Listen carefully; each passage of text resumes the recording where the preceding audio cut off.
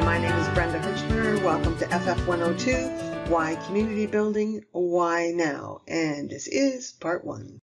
So this module is really about the importance of community building and its key role in contributing to innovation and the collaboration that's going to be necessary for delivering individual, social, economic, and environmental benefits. So when you've completed this session, we anticipate that you will be better able to describe community, its benefits, and its importance, to really be able to describe different approaches for community building, because that will help you better understand why some things are and some things aren't working. That's important for a future-focused leader, and also why we need to do more to legitimize community. Too often underestimated, relationships are really a critical foundation for any community building work. I know that in my work with over 60 communities, and these are online communities as well as on the ground, I really learned that none of the change or growth that we want to see in our communities or any of the complex challenges that we need to address are going to happen unless we first invest in the development of trusted relationships, networks, and webs. And often futurists are referring to this kind of work as mesh work. So that's why part of what we need to do is legitimize relationship building and community building, because too often it's simply been something that we do off the side of our desk. So that's where we're going to start today. One of the things that's really important is to begin by thinking about where you might have found a sense of community, and that's how we're going to begin our live webinar. It's often challenging to explain and justify why investing in community building is important, and that's really because community is about feelings. It's this feeling of belonging, it's a feeling of pride in that group, it's a feeling of being part of something important and of being included. But probably it's just as important to think about it as a feeling of not being alone, of knowing that others in our community will help us even if they don't know us. And what is somewhat surprising is that this increase is often being found in the research among young people aged 25 to 29. They're actually showing having the lowest levels of social capital. So by that we mean the lubricant that binds people together as a community. And across the country, some doctors are saying that up to 30% of Canadians of all ages are reporting persistent social isolation and loneliness. And that was pre-pandemic.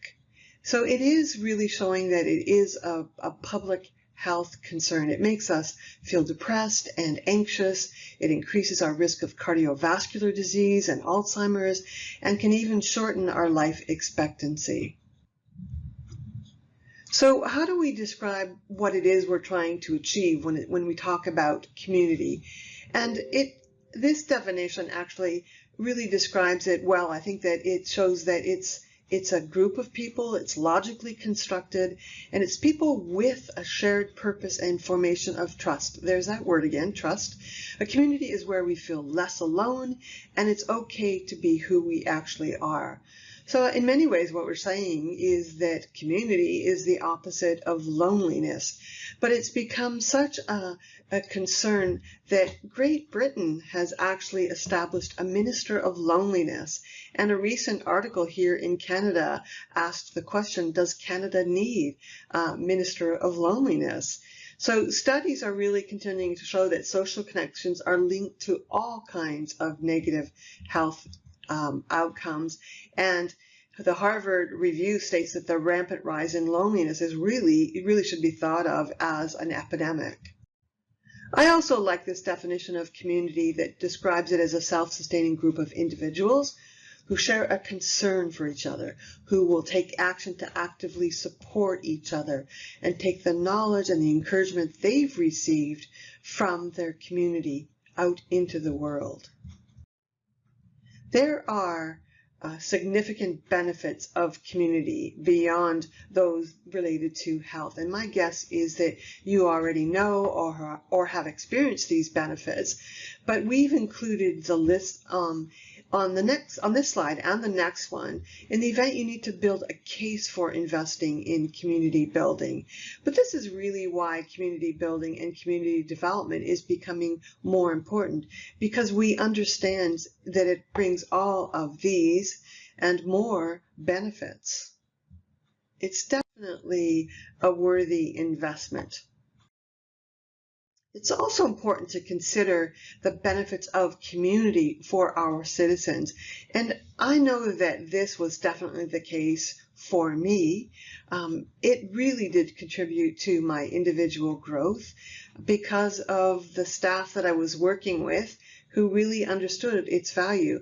I got involved a number of years ago as a volunteer who's appointed to the City of Niagara Falls Recreation Commission, and I was doing a lot of work relating to integrate children and youth with disabilities. I submitted and was selected to deliver a workshop at a national conference, and I had, at that time, that was really new and somewhat intimidating for me. But the director in the Department of Recreation, I learned so much from him about community development. He took the time from his responsibilities to not only provide me with some gentle and very astute coaching, but he also came to the session as a cheerleader. And he served actually as my AV assistant, and he provided that combination of hard and soft skills that are so critical for growth, for sure. And it was, for me, a demonstration in what a community builder can do, because a lot of times I think it's really about recognizing and supporting those who have potential to serve as community builders themselves, and hopefully community leaders. So with his support as well, I ended up determining a career path once I had split from my husband and ended up as a single mother. So, you know, it was a conversation with him that resulted in me going back to university, and as Dr. Phil would say, it was a defining moment in my life, that's for sure. But it's an important investment, community building, for all of us in terms of contributing to a stronger, healthier, and more vibrant community. There's other research really pointing to and emphasizing the importance of community. One of the books that was a turning point for a lot of us as community builders was a book written by Robert Putnam in 2007. And his research was the first that was able to demonstrate the importance of community building in terms of building our social capital. And he was able to show that it led to increased educational performance, decreased crime, and even improved mental and physical health. And this, I think that was surprising for some of us, that there was finally some evidence. But what he also showed was that a really significant 75% of us believe that there should be more emphasis on community, even if it puts more demands on us. And I can't imagine how challenging it must be anywhere at any time to get 75% of people to agree on anything. But we do agree on the importance of community, and we're willing to pay for it too. That's what the research shows. The changing roles of municipal government have also played a role in terms of increasing the importance of community. I mean, we used to have, when this country was first settled, we used to have a really strong sense of community in most cases. Our citizens were very active, because if they didn't do the work in terms of, you know, building a church or building a school or building the roads, it often just didn't get done. But we shifted in around about the 1849 to the 1930s. We shifted to becoming more passive as political bosses took control, and we abdicated responsibility after World War I and World War II, and gave it up to our professionals.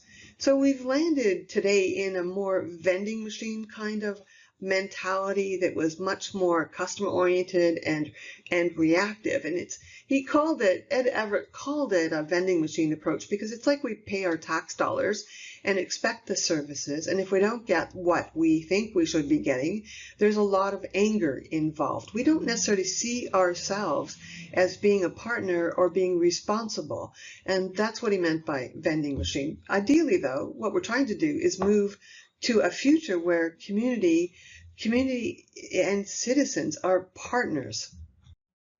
So ideally, the ideal approach, and this is what Everett believed as well, that we need to see and more clearly communities as our partners, our citizens as our partners, because we can't do that on our own.